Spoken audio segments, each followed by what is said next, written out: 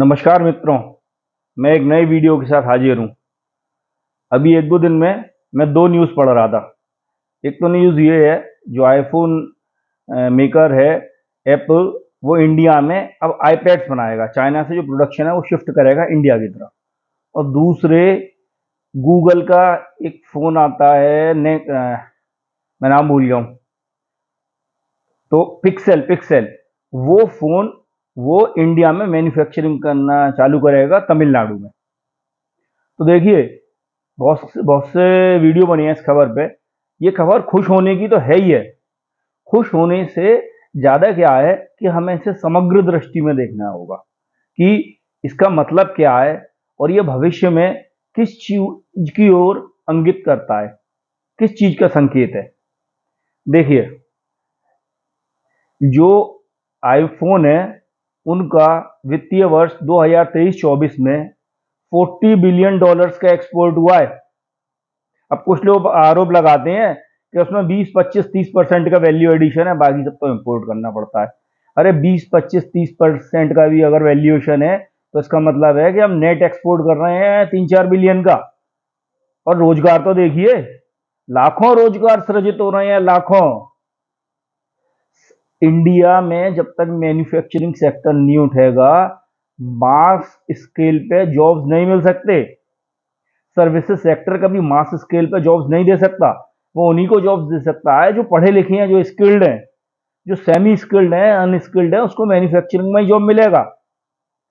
तो अब मैं आपको ये बताने वाला हूं कि आने वाले कुछ सालों में मुझे पूर्ण विश्वास है कि भारत मैन्युफैक्चरिंग के क्षेत्र में बहुत तेजी से कदम बढ़ाएगा। देखिए, कारण क्या है।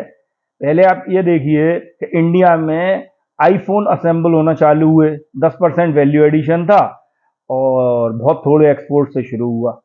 अब बढ़ते बढ़ते 2-3 बिलियन से शुरू हुआ, वो 14 बिलियन पे पहुंच गया है। अब यहाँ पे दूसरे प्रोडक्ट्स आ रहे हैं बनने के लिए, दूसरी कंपनीज आ रही हैं। मेरा कहने का क्या मतलब है, जो हब बनता है या वैल्यू चेन में आदमी आगे बढ़ता है, मैन्युफैक्चरिंग वैल्यू चेन में, वो हौले हौले बढ़ता है। ऐसा नहीं है कि एकदम से हम बिल्कुल कार भी नहीं बनाते और जेट फाइटर बना के रख दें। धीरे धीरे वैल्यू एडिशन होता है।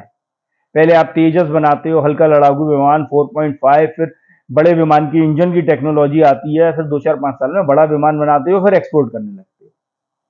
तो देखिए, मैं अब आपको बताऊंगा कि आने वाले सालों में मुझे पूरा विश्वास है कि मैन्युफैक्चरिंग सेक्टर बहुत तेजी से बढ़ेगा। और भारत का जो हमेशा ट्रेड डेफिसिट नेगेटिव रहा है, वो डेफिसिट में रहा है, वो मेरा पूर्ण विश्वास है आने वाले 5, 7, 10 सालों में पॉजिटिव हो जाएगा।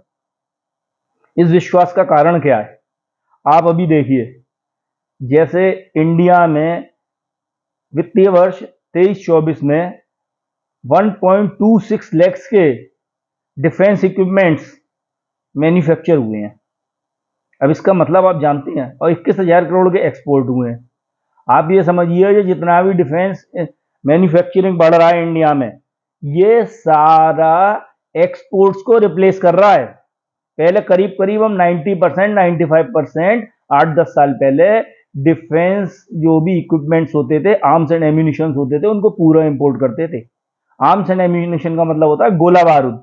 एक तो हथियार होता है, एक हथियार में चलाने को जो गोली डालते हैं, बम डालते हैं, बारूद डालते हैं, उसको आर्म्स एंड एम्यूनिशन। इंडिया उसमें सेल्फ सफिशिएंट होके अब एक्सपोर्ट भी कर रहा है। और ये आशा है, जो अनुमान लगाया जा रहा है कि 24-25 वित्तीय वर्ष में, फाइनेंशियल ईयर में, हमारा जो डिफेंस का मैन्युफैक्चरिंग है वो बढ़ के 1.70 लाख करोड़ हो जाएगा। अब आप ये समझ लीजिए कि करीब 44,000 करोड़ के मैन्युफैक्चरिंग बढ़ जाएंगे। 44,000 करोड़ का मतलब है करीब करीब आप ये समझ लो 5.5 बिलियन डॉलर्स का बचत होगी जो हमारे फॉरेन एक्सचेंज की। और ये ऐसा नहीं है अभी थम जाएगा, आने वाले सालों में बहुत तेजी से बढ़ेगा। शुरू शुरू में क्या होता है, मैन्युफैक्चरिंग फैसिलिटी लगानी होती है, ट्रांसफर ऑफ टेक्नोलॉजी होता है, टेक्नोलॉजी डेवलप करनी होती है, तो धीरे धीरे बढ़ता है। फिर जब एक बार क्रिटिकल मास वो ले लेता है ना, एक थ्रेशोल्ड पे पहुंच जाता है, उसके बाद बहुत तेजी से बढ़ता है। ठीक है। अब ऐसे ही फोन एक्सपोर्ट्स का है, इस साल 14 बिलियन हुए हैं और मालूम पड़ा अगले 4-5 साल में हो सकता है हमारा इलेक्ट्रॉनिक्स मैन्युफैक्चरिंग 100 बिलियन हो जाए, 200 बिलियन एक्सपोर्ट होने लगे, एक्सपोर्ट हब बन जाए। ठीक है। और वैल्यू एडिशन जो 25-30% है वो 50 बिलियन हो जाए। मतलब कहने को अभी हम 3-4 बिलियन कमा रहे हैं, 2030 तक हम इसमें 50 बिलियन कमाने लगे। अच्छा, अब देखिए जो गवर्नमेंट का प्लान है कि फर्टिलाइजर हैं, पहले हम बहुत बड़े पैमाने पे इंपोर्ट करते थे, अब 24-25 तक फर्टिलाइजर इंपोर्ट नहीं करनी है। इंडिया में फैक्ट्री चालू हो रही है और हो सकता है कि एक्सपोर्ट भी होने लगे जब इम्पोर्ट अपना हम पूरा कर लें डोमेस्टिक कंजम्पशन। ठीक है। ऐसे ही कोल का है, इंडिया में कोल प्रचुर मात्रा में है, अगले 100 करीब 100 साल के लिए है, परंतु फिर भी हम इंपोर्ट्स करते थे क्योंकि पॉलिसी ठीक नहीं थी। कोल की जो लाइसेंसिंग पॉलिसी थी वो ठीक नहीं थी, पीएसयूज को प्रोत्साहन नहीं दिया जाता था। अब इन सब चीजों में बड़ा भारी बदलाव आ रहा है। एक तो पीएलआई स्कीम है ही है मैन्युफैक्चरिंग के लिए, प्रोडक्शन लिंक्ड स्कीम, जिसमें सरकार इंसेंटिव देती है प्रोडक्शन बढ़ाने को। बाकी रिफॉर्म्स बहुत हुए हैं पिछले 10 साल में, जैसे गवर्नमेंट कह रही थी फेडरल लेवल पे ही केंद्र के स्तर पे 7,000 रिफॉर्म्स कर दिए और स्टेट्स का मिला लें तो ये 20-25-30,000 होगा। ये बहुत बड़ी बात होती है। ऐसे ही आप सेमीकंडक्टर्स का देखिए, अगर इंडिया सेमीकंडक्टर पॉलिसी नहीं लाया तो इलेक्ट्रॉनिक्स के जो इंपोर्ट्स हैं 2030-32 तक जितना का हम ऑयल खरीदते हैं उससे ऊपर हो जाएंगे।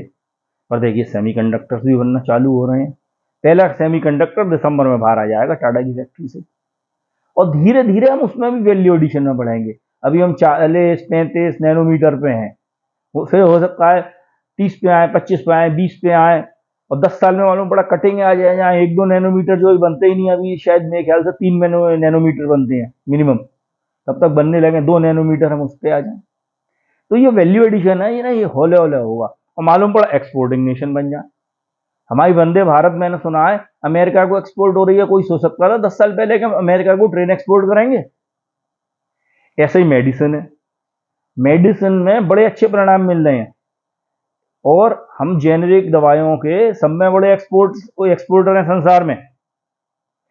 उन जेनेरिक दवाई में 2 चीज लगती हैं, एक्टिव फार्मास्यूटिकल इंग्रेडिएंट्स एपीआईज और की स्टार्टिंग मटेरियल केएसएम। इसके लिए हम चाइना पे बहुत डिपेंड रहते हैं, ये समझ लिए जेनेरिक दवाइयों का रॉ मटेरियल। अब इंडिया में ये भी बहुत तेजी से बनना है, दवाइयों को बहुत प्रोत्साहन दिया जा रहा है। और देखिए मैं आपको बताऊं, ये जो हम सामान है इंपोर्ट एक्सपोर्ट करते हैं, ये हमारे पास कोई शिप्स नहीं है ज्यादा।